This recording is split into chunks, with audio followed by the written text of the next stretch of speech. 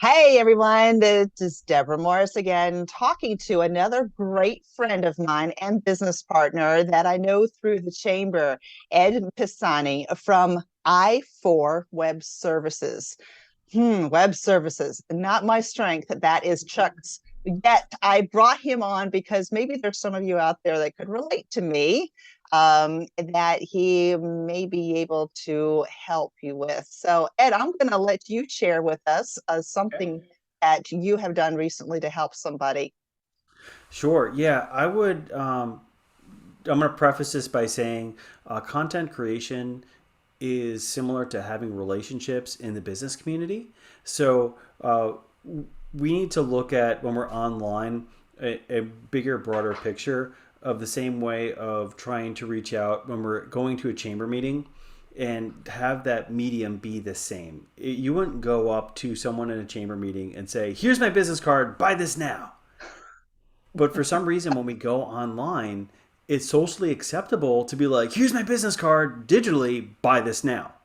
And in reality, you need to be able to create a relationship over the longer term where you can actually connect with someone and have someone want to do business with you because they may get connected with you online or they may get connected with you on the in-person perspective of life, but they need to tie together. So you can't be brutally sales oriented one place and then relationship oriented in another place because people are not going to look at you as being a real, true person. So you might be working with a business in some cases where you may have 400 employees, but you need to stop and say, okay, I'm representing this company, and yes, I'm in a sales position, but I need to stop and say, how do I build a relationship the same way I would in the local in person space Can you online? give So, us, without saying a brand name, can you give us an example?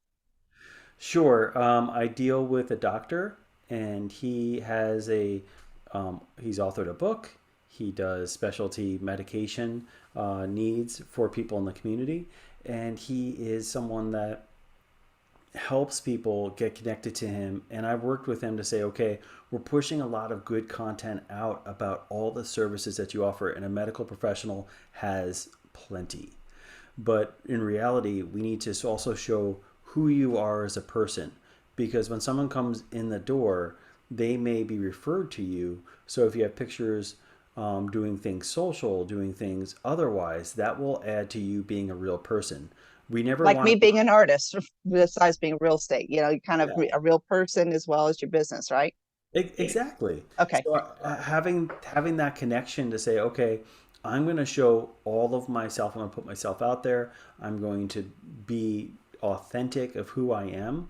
That will make people want to respond to you because he was getting a decent amount of views and hits and clicks going to his website. But when we added in that authenticity, that made him more of an authority in his industry, but also it made him more of a real person where people can say, this is just not a stock cropped image that they got off of some free website somewhere on the web. This is actually a person. He has a family, he has granddaughters, he has daughters, he has a business partner, he has a location, he has all these different things. And putting that out there for them to see makes a big difference.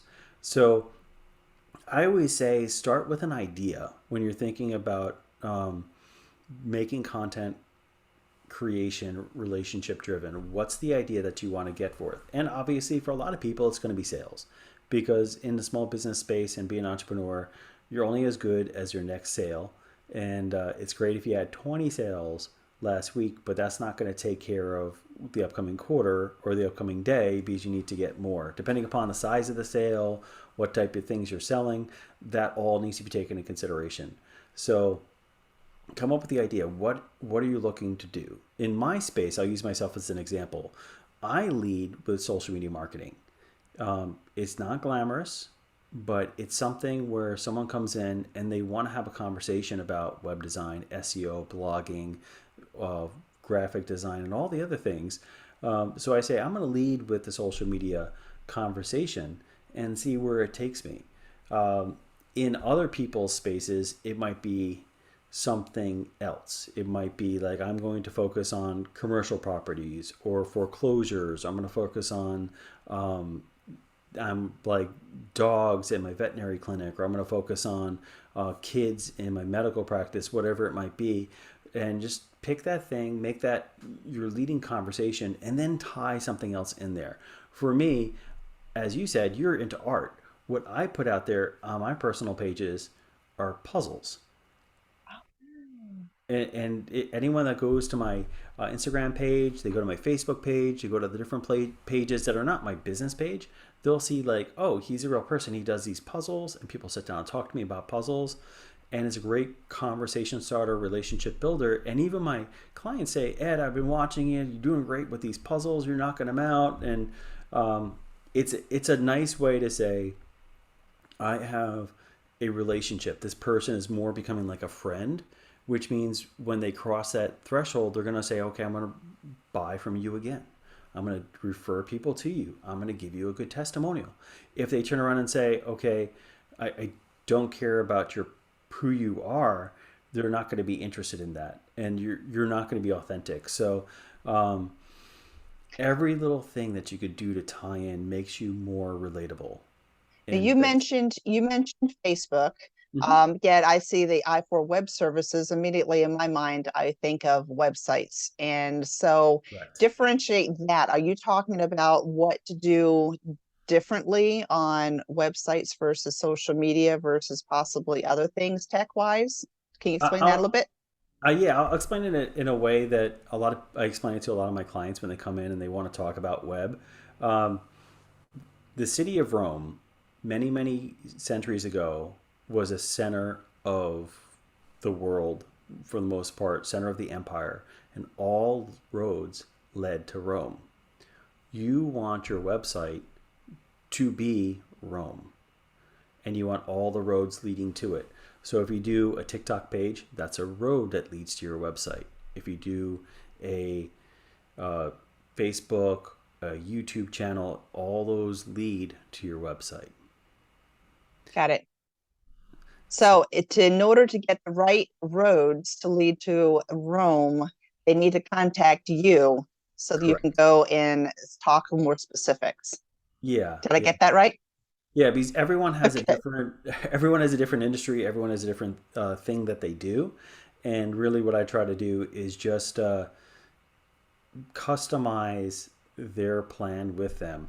And I like to get their goals out there. What are you looking to achieve? How are you looking to achieve it? What results do you want? Because from there, we can create content goals that can be put online.